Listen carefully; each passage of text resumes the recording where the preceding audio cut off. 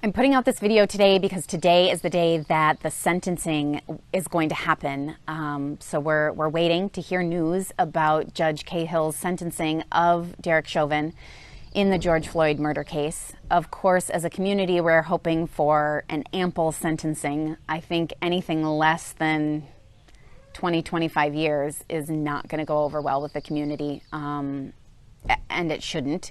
It sounds like there are some factors that the judge is allowed to take into account when he's sentencing. One of those being that there was a child that witnessed the heinous crime he committed. And so I'm hoping that that can up the sentence a bit. So we should hear the sentencing soon, and I've been thinking about a video that I could do just to talk about these things that I've been thinking about for the last year. And I don't want to speak on behalf of Black people because I don't think that's my job, but I also think that sometimes as white people, it's best if some of these thoughts come from other white people. A couple of months after George Floyd's murder, I put out a video talking about white privilege and social justice and things that I'd been learning about and things that we could improve upon. And surprisingly, yet unfortunately not at all surprisingly, I got some scathing comments. I even was called a white Karen, which seems a little redundant to me. I'm not sure there are other types of Karens, but that's a whole other thing. And I don't care. You can call me a white Karen, whatever. That doesn't bother me. I'm just saying people reacted to that video with a lot of emotion, and I understand that. It's a touchy topic, and a lot of people have said that in my YouTube channel I should probably steer away from those touchy things. But I feel like this is also my chance to talk to people. I've got a few hundred subscribers now. If you've subscribed recently, thank you so much. And actually, thank you to everyone for being here. Hear me out on this one.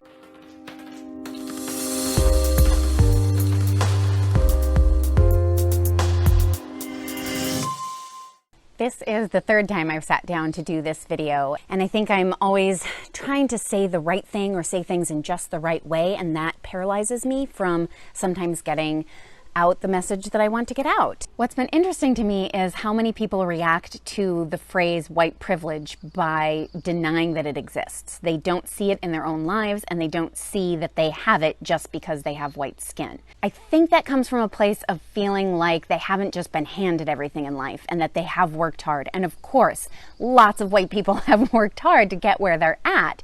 But white privilege means that the color of your skin hasn't made it harder for you to get where you're at. So it's kind of like the saying Black Lives Matter, which people still argue with, and they say, why can't we say all lives matter? Well, you can't say all lives matter because you don't need to say all lives matter. Of course all lives matter, but it isn't apparent in our society yet that Black lives matter. I know that in the last year I have come to look at my white privilege very differently and actually just noticed it more. And I think one of the most surprising things for me is when people say that they don't have white privilege. Now, if you're white, you have white privilege. You might not realize it, but there are things that are easier in your life because you are white. And it doesn't mean that you have an easy life. It doesn't mean that you have a lot of money. It just means that your life isn't made more difficult because of the color of your skin. I can think of some stunning examples of this in my life. So today I thought we'd do a little story time, and I thought I would share with you a couple of things that I've thought of a lot in the last year. So of course, white privilege is things like being able to leave a store without a bag. When they ask you if you want a bag, you just say, no, I don't need a bag. Do you need a receipt? No, I don't need a receipt. That's white privilege, because guess what? Black people can't do that. They need a receipt, they need a bag. This is something they are told by their parents from a young age. And I'm constantly doing that without thinking about it. Although now I actually think about it. I recognize that as part of my privilege. I also will bring my reusable bag into a store and shop straight into the bag.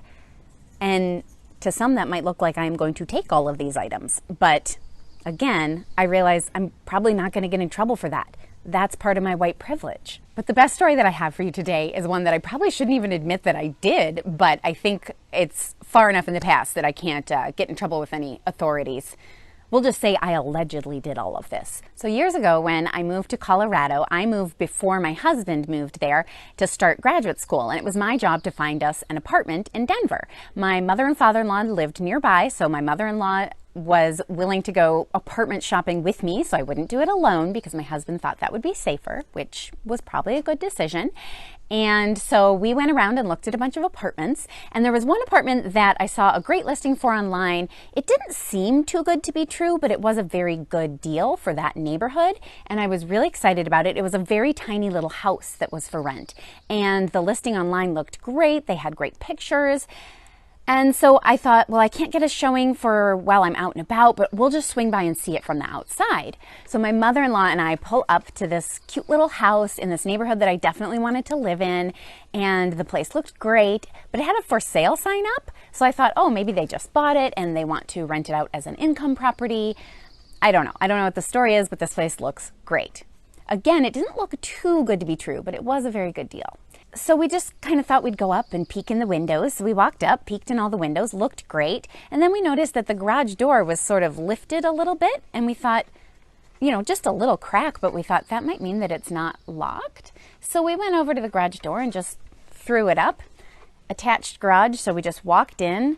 The door to the house was also unlocked. So we sort of did a little breaking and entering and went right into the house, had a good look around, thought it was a great place, thought I'd email the guy back and say, I wasn't going to admit that we'd done a little B&E, but I was going to email him back and say, oh, we did drive by and it looks pretty good. I'd be really eager to get a showing and get things going. We saw some other apartments, but that was definitely my top choice. So I did email the guy, and his response was that he was out of the country and I could go ahead and rent it sight unseen if I just wanted to forward him the deposit, which is when I realized that he didn't own that place and it was totally a scam. I'm very naive, so it takes me a little while to catch on to these things sometimes, but at least I hadn't sent him any of my information or definitely money to hold a place that he clearly didn't own. I think he just taken the pictures off the for sale website and made a fake posting. Yeah, it's kind of a story about me being dumb, but it's also a story about my white privilege, because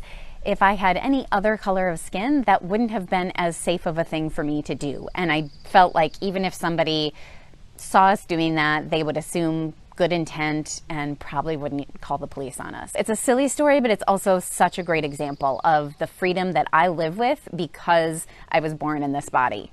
So you might be thinking, what the heck does this have to do with Simple and Healthy Mama, a video about social justice, racial justice? But it has everything to do with Simple and Healthy Mama, because when it comes down to it, our society, our community cannot be healthy if we don't have better racial justice.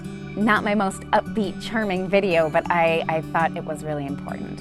So I'm sure I'll get plenty of not great comments below. So if you're on board with all of this hit the like below to make sure I have more likes than dislikes. And I'll see you next time. You've got this, mamas. Do you have a tick, Addie? Yeah, my dog has a tick. Oh my goodness. Hi. Hi. Did you come to show me all your ticks? Is that it? Gross. Okay.